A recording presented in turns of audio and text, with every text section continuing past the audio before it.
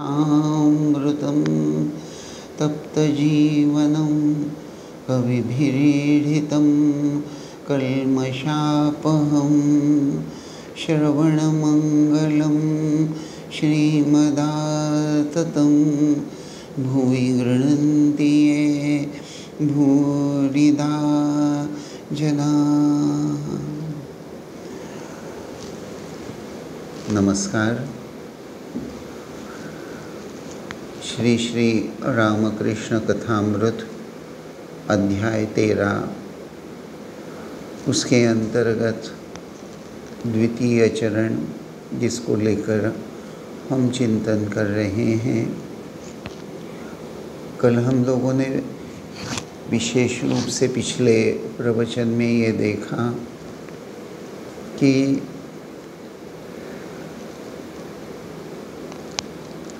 ये जो शीर्षक हैं इस द्वितीय चरण का, समाधि में आत्मा अनीश्वर है और पवहारी बाबा,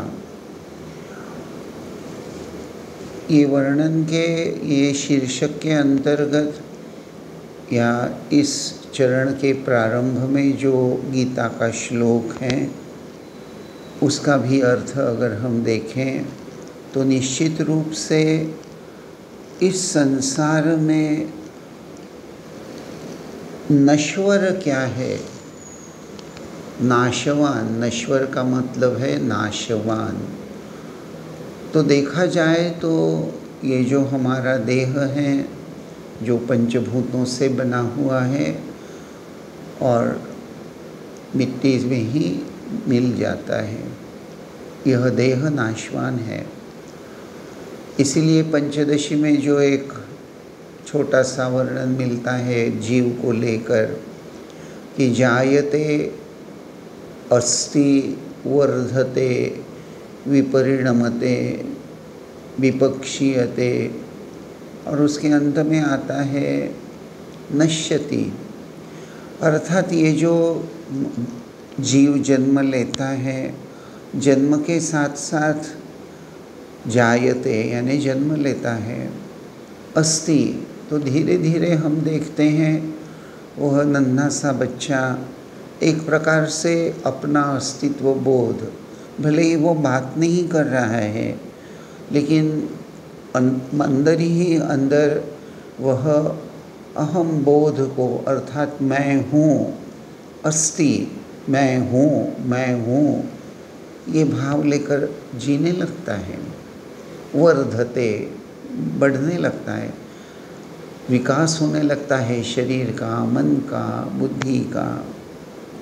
ये हमारे आपके सबके परिचय की ही बात है। मैं कोई अलग सी नई बात नहीं बोल रहा हूँ, लेकिन कैसे हमारे ऋषि मुनियों ने इस बात को समझा और इससे उन्होंने चिंतन करते हुए शाश्वत सत्य की खोज, अन्वेषण, ईश्वर की खोज। तो हमारे ऋषि मुनि जो थे, हमारे जैसे ही सामान्य जीव होते हुए भी उनकी जो निरीक्षण शक्ति और आकलन शक्ति, समझने की क्षमता, वैसे आज भी हमारे पास यह सब है। Every one of us we do have. लेकिन हमारे में और ये जो ऋषि मुनि हैं, ये संत महात्माएं, अंतर कहाँ आ जाता है? किस बात को लेकर अंतर है? अंतर अगर देखें तो प्राथमिक रूप से अंतर यहीं से शुरू हो जाता है कि ये जो जायते अस्ति वर्धते, उसमें फिर बदलाव होने लगते हैं, शरीर में हार्मोनल चेंजेस होने लगते हैं, तो अंदरूनी बदलाव होने लगते हैं बहुत कुछ।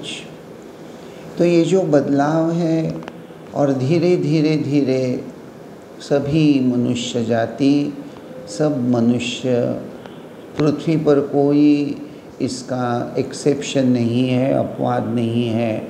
सबका शरीर वो उसी पंचभूतों में फिर से वहीं विलीन हो जाता है, शरीर मिट्टी हो जाता है। हाँ, अब लोग बहुत बार कभी कभी हमसे तर्क करते हुए ये कहते हैं कि महाराज मम्मी तो बनाते हैं ना। तो जी हाँ, मम्मी तो बनाते हैं, मान लिया। और यानी कुछ केमिकल्स वगैरह कुछ ऐसे लगाकर पुराने लोगों ने वो देह को, जो जिसकी मृत्यु हो गई है, वो देह को एक तरह से बचा कर रखा है। वो मम्मी अभी भी हम देख सकते हैं। मम्मी को, देह को देख रहे हैं, लेकिन वह देह एक तरह से विशेष प्रयास से उसका कुछ रक्षण किया गया है।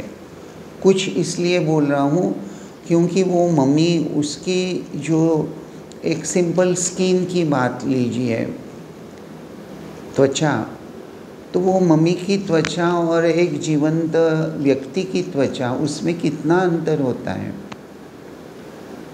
बहुत अंतर होता है। देखिए, आप अगर थोड़ा गौर करें, वैसे हमारे में हर एक में एक प्रकार की एक बात हमेशा होती है in general, specially in Indian mind. गौरवर्ण बड़ा अच्छा और काला, अब क्या करें, अपना जो वर्ण है वो तो एकदम से हम बदल नहीं सकते। लेकिन देखिए, हेल्दी बॉडी अगर है तो देखिए त्वचा भी हेल्दी हो जाती है। और ऐसी हेल्दी व्यक्ति भले ही उनका रंग काला हो, बट दे लुक गुड। एक गोरा व्यक्ति जिसमें कोई शक्ति नहीं है, ताकत नहीं है, दुर्बल है, अशक्त है, तो उसमें जो एनीमिक वो एक्सप्रेशन है वो अच्छा भी नहीं लगता बहुत बार।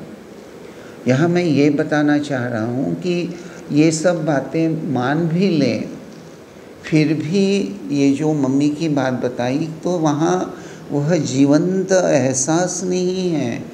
स्किन में जो चमक है, एक नौजवान को आप देखिए जो नियमित रूप से व्यायाम करता है, नियमित रूप से अच्छा सुयोग्य आहार लेता है, गीता की भाषा में युक्ताहार विहारस्य ऐसा लेकर जो जी रहा है, ऐसे एक यंग लड़के को या लड़की को देखिए, उसकी त्वचा कितनी सुंदर चमकीली और ये रहती हैं।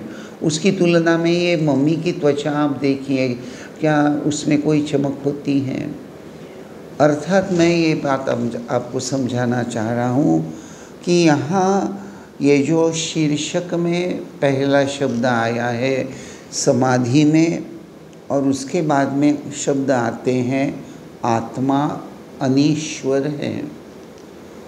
तो आत्मा अनीश्वर है, तो नश्वर क्या है? तो नश्वर हमारा देह है। आप देखिए, आपके सबका यही परिचय का है कि इस देह में कुछ ऐसा है जो शायद हमें ऑब्जेक्ट के रूप में, जिसे हम देख नहीं सकते, लेकिन महसूस कर सकते हैं, महसूस करते हैं, और वो चला जाता है। वो किसी को जाते हुए दिखाई नहीं देता है।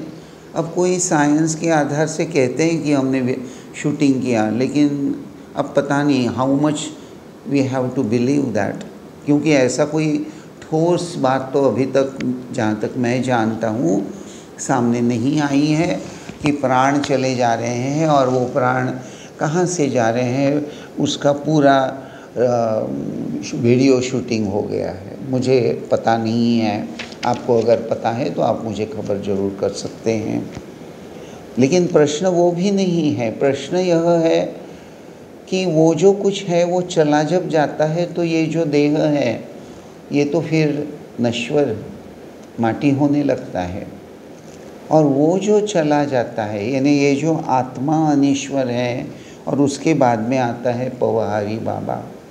तो कहना यह है, यहाँ मैं ये विशेष रूप से ये द्वितीय चरण की बात ये जो प्रस्तुत कर रहा हूँ कि यहाँ श्री रामकृष्ण देव बातों बातों में ये अनीश्वर बातों का और जो परिवर्तनशील है, नष्ट होने वाला है, उसका वर्णन अपने ढंग से आध्यात्मिक रूप से करते हैं। और उसी को, उस भाव को महेंद्रनाथ गुप्त ने, मास्टर ने क्या किया है, समझ लिया है, आत्मसात किया है। और वो जो उन्हें अंदरूनी जो एहसास जगा है श्री रामकृष्ण देव की बातें सुनकर, तो वो बड़ी महत्वपूर्ण है। यानी वैसे देखा जाए तो श्री रामकृष्ण देव की, सिर्फ रामकृष्ण देव की अगर हम वाणी को पकड़ते हैं तो क्या हो रहा है, श्री रामकृष्ण कह रहे हैं, माँ मुझे यहाँ क्यों लाई, मैं क्या इन लोगों की घेरे के भीतर से रक्षा कर सकूँगा। तो यहाँ श्री रामकृष्ण देव हमारे जैसे जीव को संसार के और सांसारिक बातों में, अर्थात विषय वस्तुओं में जो हम लोग घिरे हुए हैं, आसक्त हो गए हैं। आसक्त यानी चिपके रहना। एक बड़े मज़े की बात कहना चाहूँगा, माफ़ी चाहूँगा पहले मैं आपसे, क्योंकि शायद मेरी बात आपको अच्छी नहीं लगेगी, कटु बातें हैं थोड़ी। एक भाई साहब बस रिटायर होने वाले थे और बीच बीच में मठ में आते थे तो हड़बड़ी में ही रहते थे अक्सर। कभी उनको मिसेस के साथ बाज़ार जाना है, कभी उनको किसी रिश्तेदार के यहाँ कोई न्योता है इसलिए जाना है, कभी उनके घर में कोई उन्होंने इनवाइट करके रखे हैं तो उनके लिए उनको घर में उपस्थिति बड़ी आवश्यक है। इस तरह से जब भी वो मठ में आते तो भगवान को प्रणाम जरूर करते थे और हम साधुओं को मिलने भी आते थे, लेकिन आते ही बस महाराज चला मैं। तो एक बार मैंने बोला कि अच्छा आप आते हैं, बहुत अच्छी बात है, आते रहिए। बोले हाँ महाराज, श्री रामकृष्ण देव ने वचनामृत में सत्संग की बात कितनी बार कही है, सत्संग तो करना ही चाहिए। लगातार मैं 3 साल 4 साल उस सद्गृहस्थ को देखता रहा, मिलता भी रहा, लेकिन उनको कभी मठ में, मंदिर में कभी 10 मिनट शांति से बैठे हुए देखा भी नहीं। और न कभी हम साधुओं को मिलने के लिए, प्रणाम करने के लिए वो आते भी थे, बड़े निष्ठा से, नियमितता से आते थे। मठ में आने के बाद हम साधुओं को किसी एक को कम से कम मिले बगैर जाते ही नहीं थे। लेकिन बात यही है, ज़ुबान से बोल रहे हैं सत्संग करना, लेकिन साधुओं के पास कभी बैठकर 4 भगवान की बातें उन्होंने कभी सुनी नहीं। अच्छा, एक बार मैंने उनसे पूछ भी लिया कि अरे हमारे यहाँ सैटरडे को शाम को प्रवचन रहता है, रविवार को सुबह 8 बजे से लेकर 9 बजे प्रवचन रहता है, वैसे महीने में एक बार साधना शिविर रहता है, तो शनिवार रविवार तो आपको छुट्टी ही रहती होगी। हाँ, नियमित रूप से ना सही, लेकिन कभी तो आप सत्संग के लिए मठ में आ ही सकते हैं। मैं तो कभी आपको देखता नहीं, पिछले 3-4 साल तो हो ही गए। अरे बोले महाराज बहुत इच्छा रहती है, लेकिन क्या करें, बस ये क्या करें, उनसे कभी छूटा नहीं। अर्थात मैंने देखा कि उनके अंतःकरण में ज़ुबान से भले ही बोल रहे हो कि सत्संग करना चाहिए, मठ में जो आध्यात्मिक प्रवचन हो रहे हैं उसमें आना चाहिए, साधना शिविर में आना चाहिए, हाँ मुंह में बात ज़रूर है, ज़ुबान में बात है, लेकिन आचरण में कुछ भी नहीं। ऐसा क्यों हो रहा है? इसका कारण यह है, उनके अंतःकरण की जो भावना है, एक सिंपल सा शब्द अंग्रेज़ी में आता है, आप सभी लोग शायद उससे निश्चित रूप से परिचित होंगे। प्रायोरिटी, प्राधान्य। तो जब भी प्रायोरिटी देने का प्रश्न आ जाता था तो उनकी प्रायोरिटी हमेशा संसार, संसार और संसार, विषय वस्तु, इसी को लेकर। तो ये जो साधु संत या हम वैदिक ऋषि मुनि, इनकी बात अगर इनके चरित्र की ओर ध्यान देते हैं तब समझ में आता है कि इनके अंतःकरण में ये प्रायोरिटी का कंसेप्ट कुछ बदल गया है। उनको अब सांसारिक बातों को अतिरिक्त महत्व नहीं देना चाहिए, ये समझ में आ रहा है। हमारे ऋषि मुनि बहुत से शादीशुदा थे। ऐसे मत समझिए कि सभी ऋषि मुनि सब एकदम से जंगल में रहने वाले सन्यासी थे, ऐसा नहीं था। संसारी थे, उनके लड़के बच्चे थे, लेकिन फिर भी उनके अंतःकरण में आध्यात्मिकता और साधन भजन को लेकर जो महत्व बुद्धि थी वह इतनी प्रबल थी कि अगर ज़रूरत पड़े तो अपने सांसारिक कर्मों को, दिनचर्या को वो इस प्रकार से पूरा सेट कर लेते थे ताकि उनकी आध्यात्मिक साधना में बाधा न आए। This is called a kind of spiritual awakening. तो ये आध्यात्मिक जागरण, ये स्पिरिचुअल अवेकनिंग नहीं है। इसलिए श्री रामकृष्ण देव ये बात जैसे कह रहे हैं, और महेंद्रनाथ गुप्त जिन्होंने श्री रामकृष्ण देव की यह बात सुनी है और सुनकर उन्होंने वो लिपिबद्ध भी किया है, पूरे माहौल को, स्थान को, वहाँ उपस्थित जो लोग हैं उनको, उनके चेहरे पर होने वाले भाव, उसका भी बड़ा सूक्ष्म वर्णन महेंद्रनाथ गुप्त करते हैं और उनके अंतःकरण की कुछ बातें भी यहाँ वे व्यक्त करते हैं। और इसीलिए ये देखिए, ये जो परिच्छेद यहाँ से हम देखते हैं कि श्री रामकृष्ण जब जहाज़ पर आ गए हैं तो आते ही वे वैसे समाधि मग्न हो गए हैं। तो ब्राह्मण समाज के जो विविध भक्त, बहुत सारे भक्त केशव चंद्र सेन के अनुयायी जहाँ उपस्थित हैं, वे शायद आध्यात्मिकता की कुछ बातें विजय केशव चंद्र सेन से सुन चुके हैं और इसीलिए श्री रामकृष्ण देव का यह दिव्य भाव में जाना उसको संपूर्ण रूप से भले ही ना समझ रहे हो, लेकिन फिर भी उनका यह दिव्य भाव देखकर वह यह तो समझ रहे हैं कि यह एक बहुत ऊंची आध्यात्मिक अवस्था है। और यह व्यक्ति जो हमारे सामने है अभी, ये जो केशव चंद्र सेन के अनुयायी हैं, उनके अंतःकरण में श्री रामकृष्ण देव को देखकर ये साक्षात भगवान है, ईश्वर अवतार हैं, यह भाव जागृत हुआ है या नहीं, यह मैं नहीं बताना चाह रहा, क्योंकि मुझे एग्जैक्टली ये जो वर्णन है वहाँ उसका कोई संकेत नहीं मिलता। But definitely these followers of Keshav Chandra Sen यह महसूस कर रहे हैं कि श्री रामकृष्ण हम में से, हमारे जैसे, अर्थात सामान्य जीव से कुछ अलग हैं।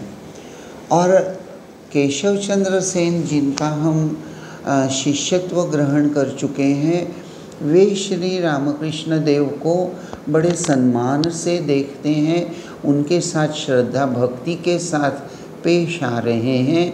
अतः श्री रामकृष्ण देव आध्यात्मिक जगत के एक निश्चित कोई बड़ी व्यक्ति हैं, इतना तो ये लोग समझ ही रहे थे। इतना अनुमान यहाँ निश्चित रूप से हम कर सकते हैं। अब यहाँ ये भी हम देख रहे हैं कि वर्णन आया है कि ठाकुर के साथ में विजय कृष्ण गोस्वामी भी जहाज पर आ गए हैं। अब विजय कृष्ण गोस्वामी और केशव चंद्र सेन, प्रारंभ में तो उनमें बड़ी दोस्ती बोलना चाहिए, एक तरह से बड़ी दोस्ती थी, लेकिन बाद में कुछ अनबन हो गई। और उसका मुख्य कारण यह था कि केशव चंद्र सेन और उनकी ब्राह्मो समाज की जो तत्व प्रणाली थी, वहाँ वे बाल विवाह के विरुद्ध बात करते थे। बाल विवाह के विरुद्ध, कि बाल विवाह ठीक नहीं है।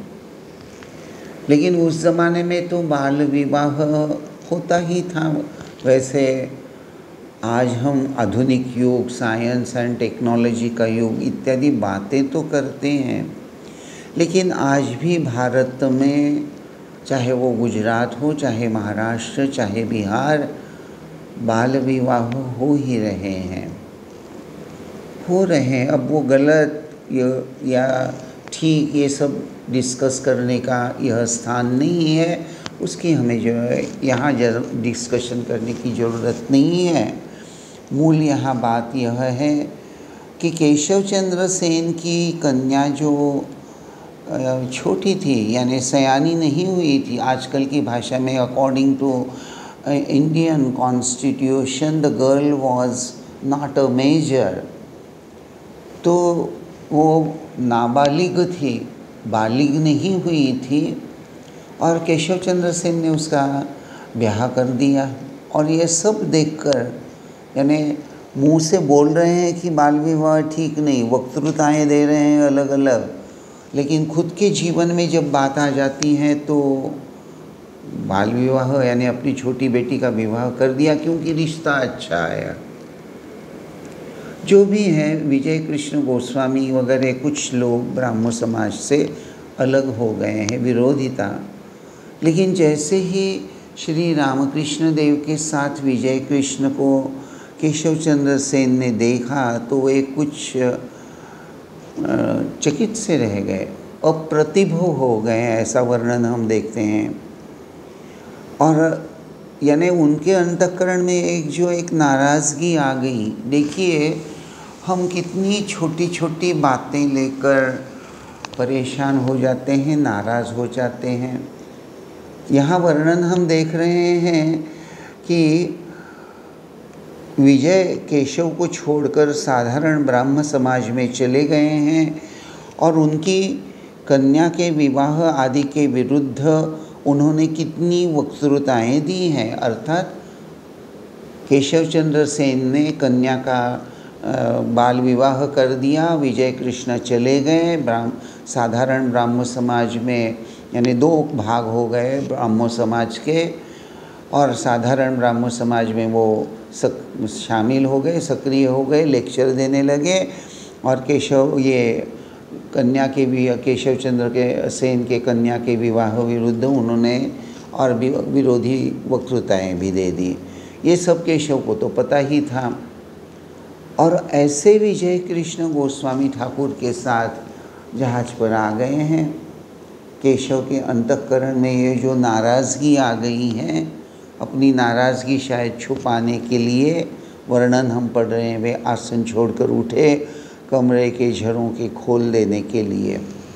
यानी कमरे के झरोखे खोलने का एक निमित्त है, लेकिन कहीं न कहीं मन में शायद नाराज़गी है, अरे यार ये यहाँ क्यों आया और कैसे आ गया।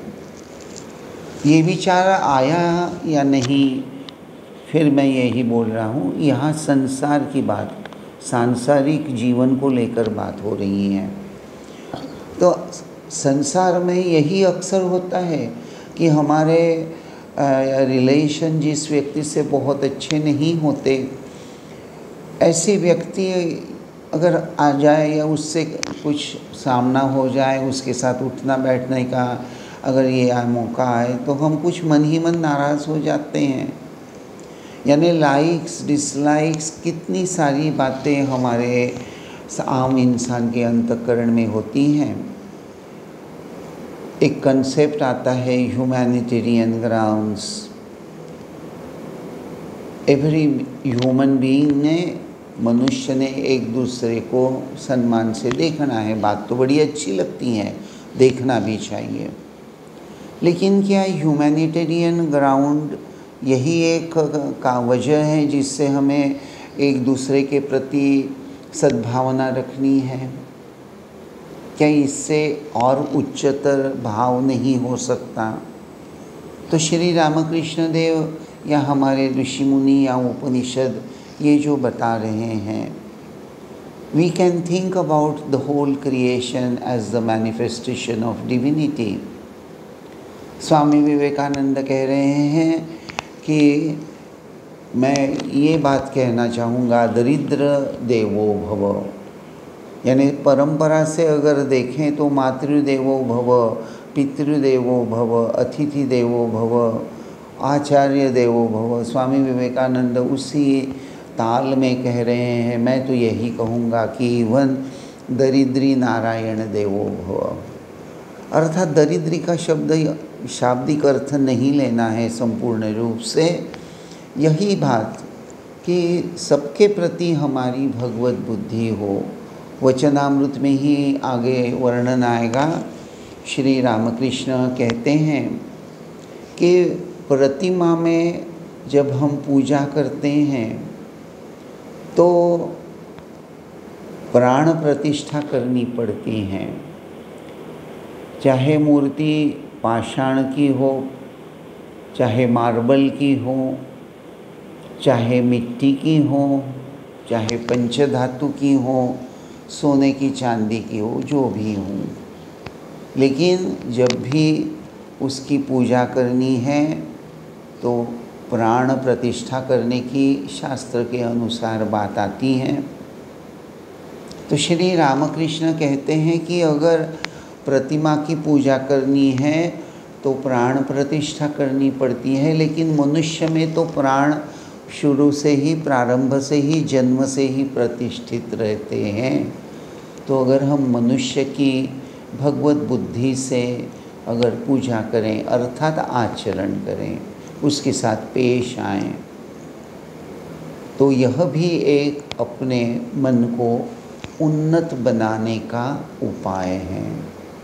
और यही बात श्री रामकृष्ण देव ये जो बात वर्णन कर रहे हैं, श्री रामकृष्ण आप ही आप अस्फुट स्वरों में कहते हैं, माँ मुझे यहाँ क्यों लाई? मैं क्या इन लोगों की घेरे के भीतर से रक्षा कर सकूँगा? तो ये बात बड़ी महत्वपूर्ण है। हमें यह समझना है कि हम घेरे के अंदर बंधे हुए हैं एक तरह से, और जब तक हम बंधन में है यह एहसास हमारे मन में नहीं आता, तब तक हम अपने आप को मुक्त करने का कभी प्रयास करेंगे नहीं, सोचेंगे नहीं। यही बात श्री रामकृष्ण देव यहाँ समझाना चाह रहे हैं। और विशेष रूप में जाते जाते ये सेकेंड चरण में, यानी 13वें अध्याय के ये द्वितीय स्तर पर यह जो बात आ रही है, चलते चलते ये अध्याय ख़त्म होते होते वहाँ पवहारी बाबा की बात आ जाती है। पवहारी बाबा एक उच्च कोटि के साधक हैं जिनके अंतःकरण में जीवन को सफल बनाने का भाव निश्चित रूप से है, और साधन भजन में वे बहुत आगे भी बढ़ चुके हैं। तो आज बस ये 13वें अध्याय का द्वितीय चरण यहाँ हम समाप्त करते हैं। तृतीय चरण अगले रविवार को देखेंगे। आज बस यहीं तक। ओम शांति शांति शांति ही। हरि ओम तत्सत। श्री राम कृष्णार्पणमस्तु।